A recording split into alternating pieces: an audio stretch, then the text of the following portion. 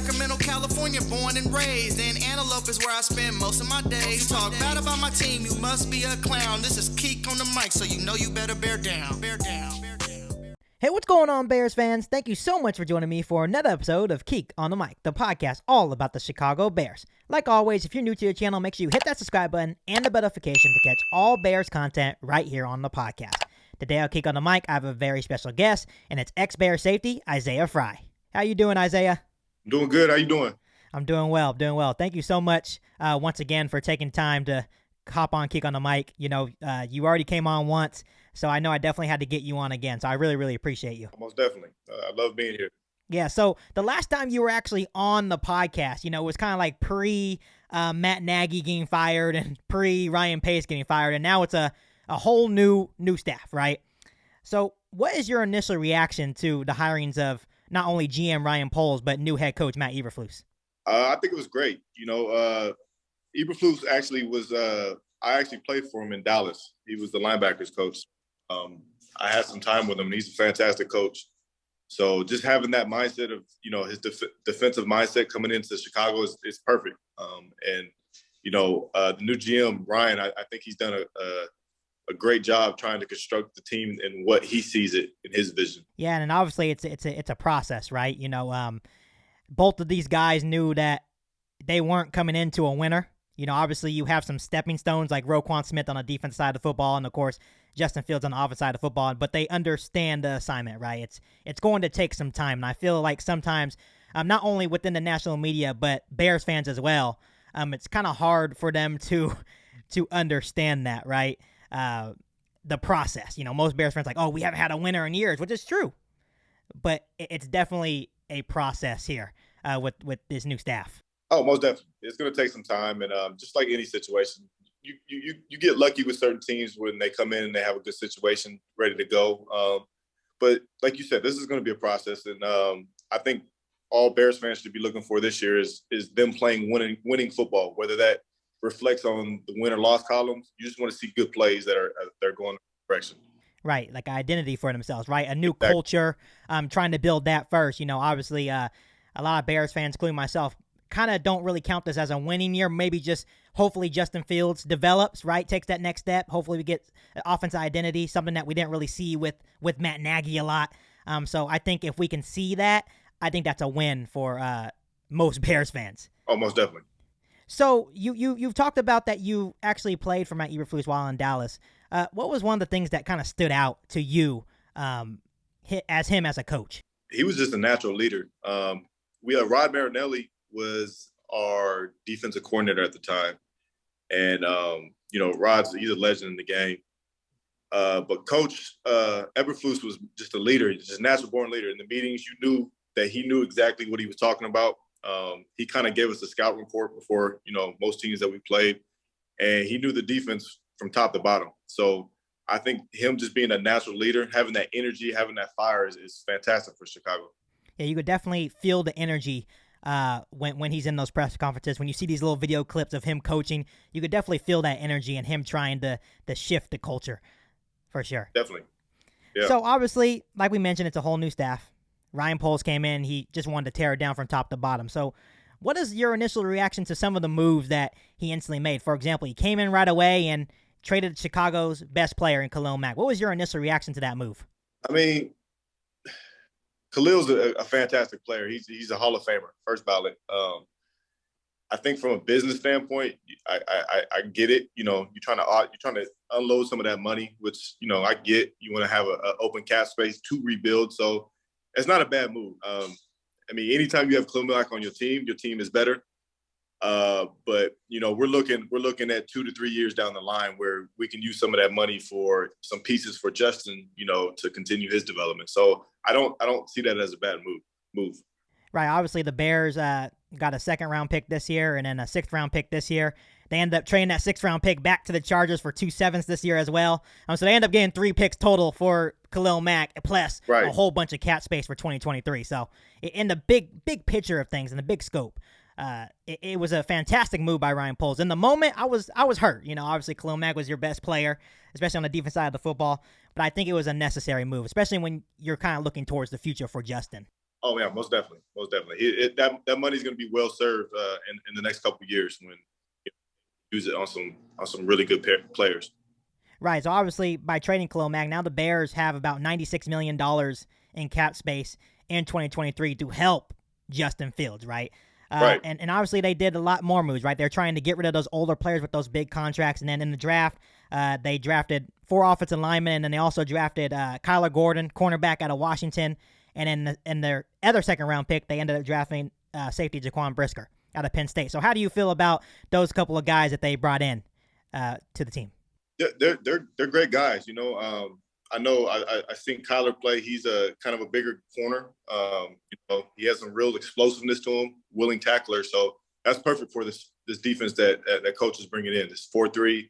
If I'm guessing what he's going to run, he's going to run something similar that he's always been used to. That 4-3, cover 2, cover 1 defense that Rob Marinelli and Lovie Smith made famous. So he's a perfect guy for that. And Jaquan is. I see him as being able to play anywhere on the field. He can play nickel, safety. He has the cover skills to even play on the outside. So that's the type of guy you can literally drop in anywhere on the defense, and he's going to be successful. Right, and I think they got 2 day one starters as well, and I think that was important, especially when you didn't have a first-round pick, right, because you traded up for Justin Fields.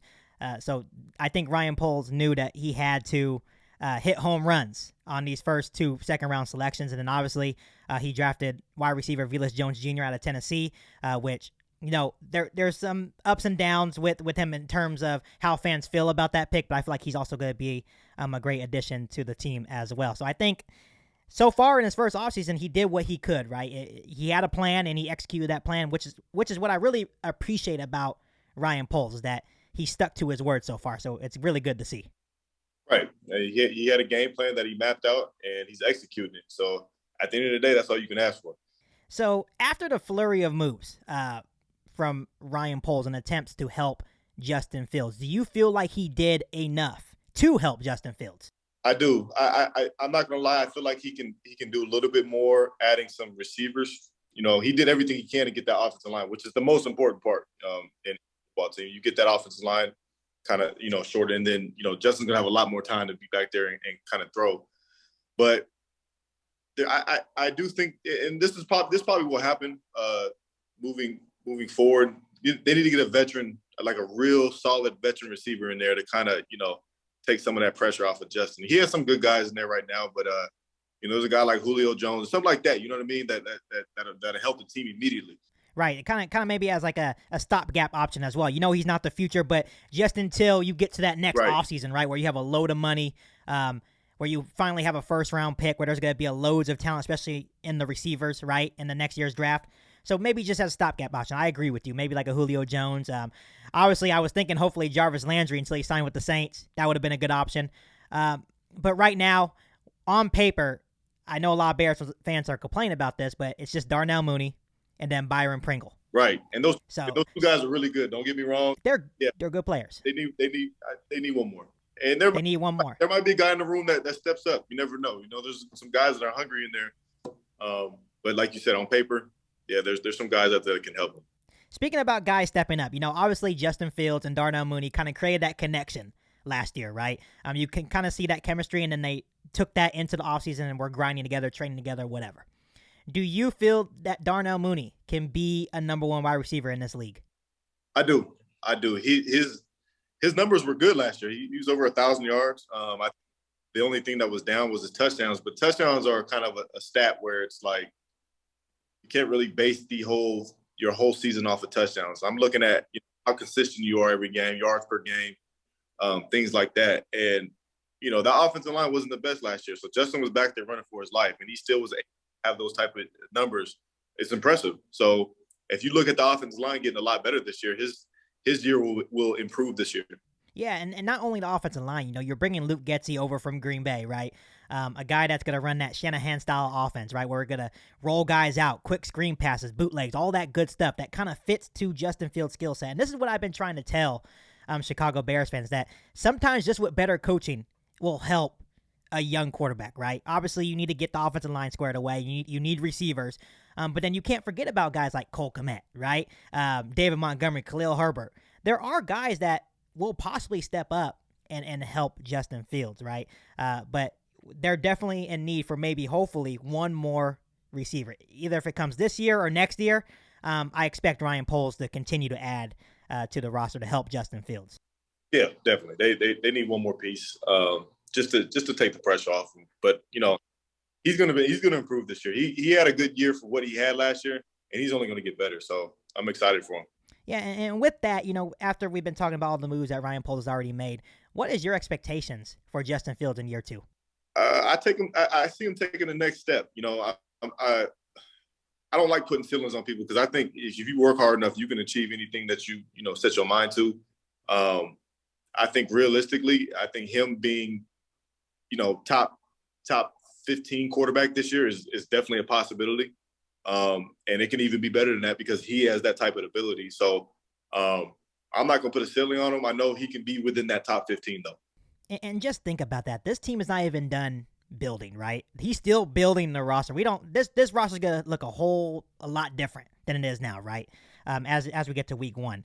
So just imagine if he can just come out and be a top 15 quarterback this year, right? Even if we win 7 to 8 games, you're still going to be excited going into 2023. So that's what I'm kind of looking forward to seeing if Justin Fields in this new scheme that fits to his skill set, that he could take that next step. Oh yeah, he will. And he has all the ability in the world, and he's a smart guy. So it's going to be great to see him, how he's improved from year 1 to year 2.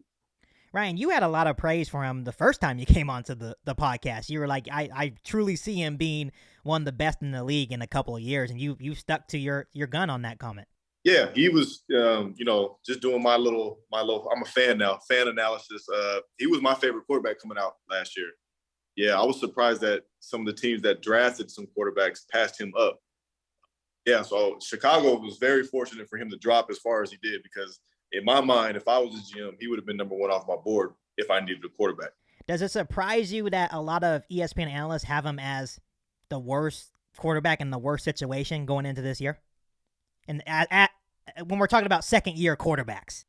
It doesn't surprise me because I've seen some of these analysts and I see how they like to get the clickbait. So whatever they say doesn't surprise me anymore. I kind of take what they say with a grain of salt. Yeah, and I try to, but some guys like Dan Orlowski, he comes on and one day it's, Justin Fields. The next day it's, he's not in a good situation. He's not gonna have a good second year. He's up and down, right? But that's what most of these ESPN analysts, right? Exactly. Yeah. So they're entertainment. That's how entertainment. Exactly. And you probably had to deal with a lot of that while you were playing in the NFL as well. So. Oh, for sure. Yeah, I got stories. So obviously, something that we kind of talked about the last time you were on the podcast is who would be the best fit in terms of head coach for Justin Fields. Obviously, you said Eric Bieniemy. It didn't end up happening. We ended up hiring Matt Eberflus. He's a defensive guy. A lot of Bears fans didn't like that. Some Bears fans did. But the question I have for you is, how can a defensive head coach in Matt Eberflus help Justin Fields develop? I actually love it for the simple fact that, when they have their coach quarterback meetings, he can tell him what to look for on defense, with defenses, how to read defenses and how teams are trying to approach them. It's like a perfect match to me. Like you always want, everybody wants that offensive head coach and then kind of, the defensive coach kind of it's like almost like a separate team. But I see this as this helping Justin to the max, just for the simple fact that he's going to be able to read defenses that much clearer this year. He's going to give him so much advice that he wouldn't be able to learn from the offensive side of the ball that he's going to take with him and it's going to help him be successful. Absolutely. And I wasn't sold on Eberflus at first. I really wasn't. I was hoping for Dable. I'm an offensive guy, but sometimes it may be better to have a defensive-minded head coach to help a young quarterback saying, hey, when the safety drops, they're in this, or when the safety comes up, they're in this, right? So maybe it will be a match made in heaven. You never know. He's the type of guy that players are going to take to and they're going to run through walls for. Like him, I had him and I had Coach Bisaccia that was the interim head coach in Las Vegas. Those two guys are like, those are the type of two dudes that you want to play for and just be like, Coach, what you need me to do? I'm gonna put my helmet on. If I got to run through this wall, I'm gonna run through it. Right. I was sold on him on his very first press conference when he said, "Hey boys, hey men, whatever, get your running shoes ready because we're running." So he's a guy that he wants you swarming to the football. It's gonna be fast, speed, physicality, and I really like that because I feel like he's gonna bring that monster of the Midway stigma back to Chicago. Definitely. He's built for this. He's going to be fantastic in this role. So now we're going to put it all together. And obviously you're going to see this for the next couple of months until week 1, right? But what is your record prediction for the Bears this season? I'm a firm believer of speaking things into existence. If I had to pick a record, I can see them going, and this is me being very optimistic, I'm 11-6. 11-6. 11-6. That's me being optimistic. I think realistically, probably 9-8. So that's your floor is 9-8. The ceiling is 11-6. There we go, right there. In between that, right there. And just imagine, if that actually happened, because once again, going back to the ESPN analysts, they have us as a 3-win football team, which I don't think is true whatsoever, especially if Justin Fields takes that next step. It's all about the quarterback in the NFL. If your quarterback plays well, you're going to win more than 3 games. That's just my personal opinion. But that is you being very optimistic. 11-6, I have them. My ceiling is 9-8. 9-8, yeah. As of right now, on paper, you don't really know what we're going to see. If that offense takes the next step, I could see 11-6 as an optimistic Bear fan. But realistically, I think 9-8, even 8-9 would be a good record for the Bears going into next year with all that cap space, with a whole bunch of, options, right? So I think if they're able to have a very, very solid defense, be able to control the clock, get Justin outside the pocket, that's their formula to win this year. As Justin gets comfortable, then you start to open the playbook a little bit. Right, and what does a good stat line for Justin Fields look like? What should Bears fans be hoping with Justin Fields' stat line? Solid year for Justin this year would be, I would say, if he has a 30 and 35-10 season, 35 touchdowns, 10 interceptions, close to 3,300 yards, that's a good year. That's a solid year. And then you add maybe the possibility of him rushing for 400, 500 yards again. Right. Very good year. He limits the turnovers. He's going to be perfectly fine. Right. And before I let you go, I want you to give a message to the Bears fans that are a little bit stressed right now, that are kind of being negative. Why should they be hopeful for the future of this football team? What Joel Embiid say? You just got to trust the process.